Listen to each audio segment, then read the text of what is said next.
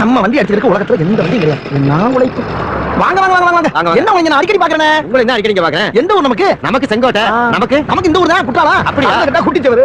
முதல்ல ஸ்டாண்ட போடுங்க. அடேப்பா நம்ம மாதிரி நீங்களும் டிவி சாம்பு வச்சிருக்கீங்க. நமக்கு அதே வண்டி தானா? ஆமா. சரி அதுக்கிட்ட என்ன வியாபாரம் பண்றீங்க? நான் இந்த கடலை மிட்டாய் வியாபாரம் பண்றேன். இந்த வண்டியில தான் ஏத்தி கடையில போட்டுட்டு இருக்கேன். நீங்க நம்ம கடலை மிட்டாய் வாங்கி திங்கிறதோட சரிங்க. வியாபாரத்துக்கு எந்த முயற்சி எடுக்கல. அது நாங்க விக்கிறோம். அதையாவது வாங்கி சாப்பிடுறீங்க. அது எங்களுக்கு லாபம் தானே. என்ன தமாஷா பேசுறாரு பாய். அப்புறம் என்ன கொடுக்குது? இது எங்க கொடுக்குது? நம்ம தான அதை கொடுத்துட்டு இருக்கோம். அத கேட்கல. மைலேஜ் என்ன கொடுக்குதுன்னு கேட்டேன். மைலேஜ் 50 கொடுக்குதுண்ணே. 50. ஏயா எனக்கு மட்டும் 45 உனக்கு மட்டும் அப்புறம் 50 கொடுக்க. அதுக்கே ஏன் கோபப்படுற? கம்பெனிக்காரன் போய் கேளு. கம்பெனிக்காரன் என்னடா கேக்குறது? எங்க ஊர்ல இருக்க அத்தனை பேருமே இந்த வண்டி தான் வச்சிருக்கா. எவனை கேட்டாலும் 45 தான் கொடுக்குது. 45 தான் கொடுக்குங்க. உனக்கு மட்டும் அப்புறம் 50 கொடுக்க. உங்க ஊர்க்காரருக்கு அப்புறம் 50 கொடுக்க. இரியா ஏத்துக்கு போது எனக்கு ஊர்ல பத்தி இருக்கீங்க. ஊர் என்னடா? உலகத்தை போடா. எப்பறம் 50 கொடுக்க? எப்பறம் 50 கொடுக்க? இது எனக்கு உனக்கு கம்பெனிக்காரருக்கு என்னடா லிங்க்? ஊருக்காரங்க பூரா கூட்டிட்டு வந்து உன்னை என்ன பண்றே பாறா. டேய் என்ன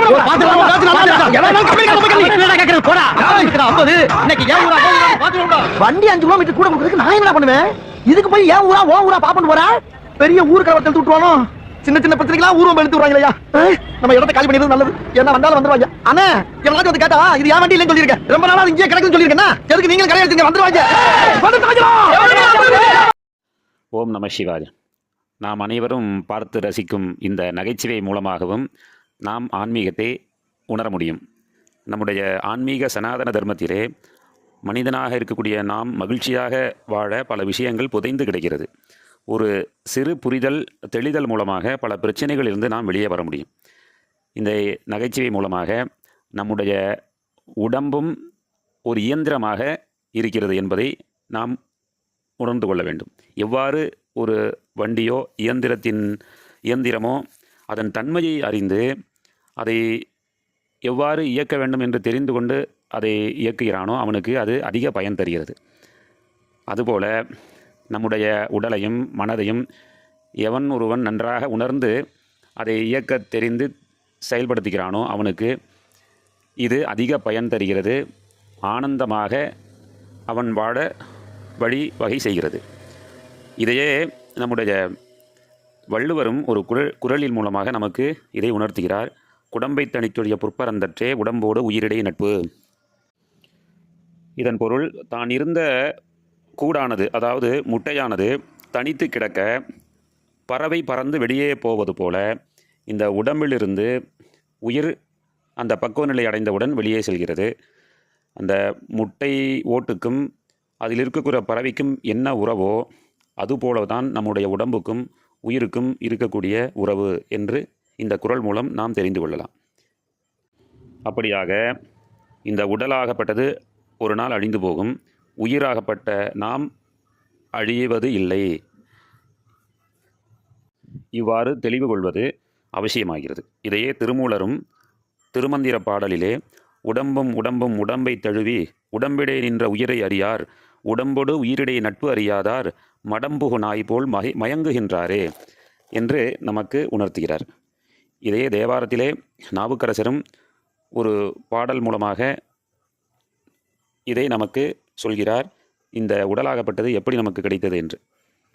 நாம் தாயினுடைய கர்ப்பத்தில் இருக்கும் பொழுது கால் கொடுத்து இரு கையேற்றி களி நிறைத்து இறைச்சி மேய்ந்து தோல் பதித்து உதிர நீரால் சுவர் எடுத்து 2 வாசல் 7 உடைத்து அமைத்து 7 சாலேகம் பண்ணி மால் கொடுத்து ஆவி வைத்தார் மாமரை காடனாரே என்ற ஒரு தேவாரத்தின் மூலமாக இந்த உடம்பு எப்படியெல்லாம் தோன்றியது கர்ப்பத்தில் இருக்கும் பொழுது என்று நமக்கு இந்த தேவாரத்தின் மூலமாக நமக்கு உணர்த்துகிறார்.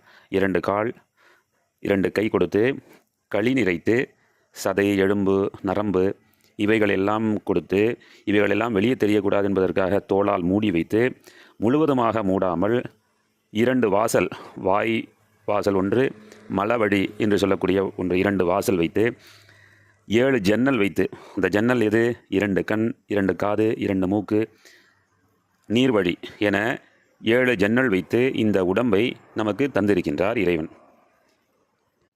என்பது நாவுக்கரசர் பெருமானுடைய தேவாரம். இப்படி இறைவனுடைய அருளாலே தாய் தந்தையின் மூலமாக நமக்கு கிடைத்திருக்கக்கூடிய ஒரு அருமையான இயந்திரமே இந்த உடலும் நம்முடைய மனமுமாக இருக்கிறது. எப்படி என்னுடைய வண்டி என்று சொன்னால் நான் வேறு வண்டி வேறு என்று உணர்கிறோமோ, என்னுடைய வீடு என்று சொன்னால் நான் வேறு வீடு வேறு என்று உணர்கிறோமோ, என்னுடைய கார் என்று சொன்னால் நான் வேறு கார் வேறு என்று உணர்கிறோமோ, அதுபோல என்னுடைய உடம்பு என்று சொன்னால் நான் வேறு இந்த உடம்பு வேறாக இருக்கிறது என்று நாம் உணர்ந்து கொள்ள வேண்டும். என்னுடைய மனம் என்று சொன்னால் நான் வேறு என்னுடைய மனம் வேறு என்று உணர்ந்து கொள்ள வேண்டும். இப்படி உணர உணர அதனுடைய செயல்பாட்டுக்கு தகுந்த மாதிரி நாம் செயல்பட்டாதான் நமக்கு அந்த இயந்திரத்தின் சரியாக பயன்படுத்தி அதனுடைய பலனை பெற முடியும். இவற்றையெல்லாம் உணர்ந்து ஆனந்தமாக வாழ்வோம். ஓம் நம சிவாய்.